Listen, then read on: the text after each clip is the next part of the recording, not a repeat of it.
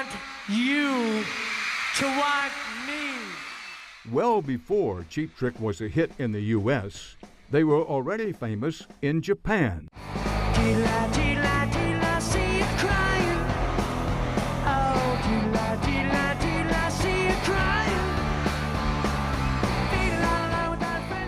In 1978, Cheap Trick recorded a couple of shows in front of a live audience at the Nippon Budokan Arena in Tokyo.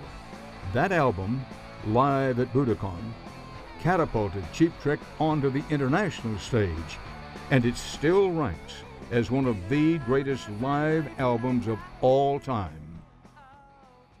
When I Want You to Want Me hit so big in Japan, you were huge there, referred to in Japan as, quote, the American Beatles. What happened in Japan? I mean, when you look at the pictures, there's crowd hysteria, there is a kind of Beatles feel to it. I remember when we first got there, we were on the plane, and we looked out the windows, and there were all these girls with signs standing on top of the building, on top of the roof. And there was at least 1,000 of them up there. And we're thinking to ourselves, maybe the president's here or something. You know, what's going on? Starting in 1977, when I mentioned to you earlier about Queen and Kiss, in 1977, even before our first record came out, Queen had heard our album before it came out, which came out later in '77, to be the opening act for Queen in the United States for 2 shows. We did Madison and Milwaukee. And the Japanese press were there to see Queen, obviously. But they liked us. And then the second show, they said, would you write an article for Ungang Senka or Music Life about opening for Queen? I said, well, sure. What do I've never written anything for anybody. And right after that, we started getting fan mail from Japan because of the Japanese press talking about us at a Queen show. It's like normally they don't mention it as the opening act. So then we started getting more and more fan mail. You know, it wasn't just fan mail or the press either. In Japan, they have these like comic books, and they're thick ones. And Queen and Kiss were always in there, and all of a sudden we were in there as like their younger brothers. So it sort of that helped promote us in Japan before Budokan even came out. What was it about the music? What was it about the band you think appealed to the Japanese? When I read about this, I think this is fairly curious. You at that stage, you hadn't caught on in the States. I think, well, one thing was they kind of like that quirky cartoon character thing going on, which Queen has and Kiss certainly has. We were like cartoon characters. It didn't make. None of the other audiences, our record company in the States and stuff, they thought, boy, this is too weird. It doesn't look right, and people don't get it, and it seems like this is a put together group. It's like, but the Japanese, they got a kick out of it. So, and then we heard so often, it certainly wasn't just us, but the Western pop groups, rock groups like us, that's how they learn English. They listen to records over and over and learn how to pronounce English words. So many people told us that. Well, Tom, what I would judge to be at or near the height of the band's success, you left the band. Mm-hmm. Tell me why you did that and what was all that about? I think by that point, we had all gotten a bit burned out. As we were averaging like 290 shows a year and doing 2 albums a year. So that was just from 77 to 80. So it's just, things just kind of went out of control, and I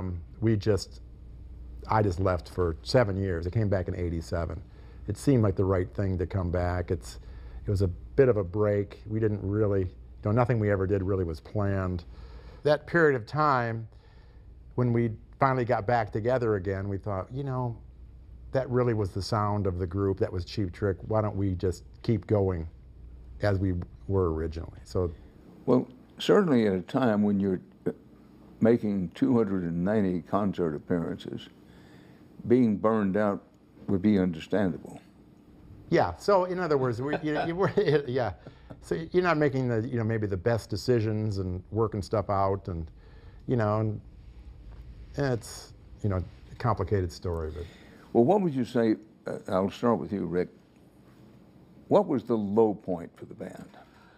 I think the low point with the band was when Tom left, because it was like we didn't want them to go, but so we carried on. So that was like bad, but it's like we didn't carry on right away though. There was a pretty depressing period there for us. You know, well, it's wondering like what the hell we were going to do.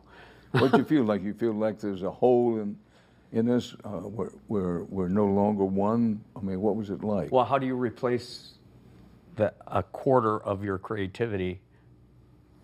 You know, it's like, what do we do? What are we going to do? Well, we carried on. So it's like, you know, it's like, but it wasn't the same. You know, that's, and it's like when 7 years later, it's like, let's. Yeah, that's a pretty good story, though. 7 years later, we're in New York City, and we're at Julian Lennon's birthday party, and we're sitting around and stuff, and in walks Tom, and he trips over his own feet and spills a beer in Rick's lap. Right in my crotch.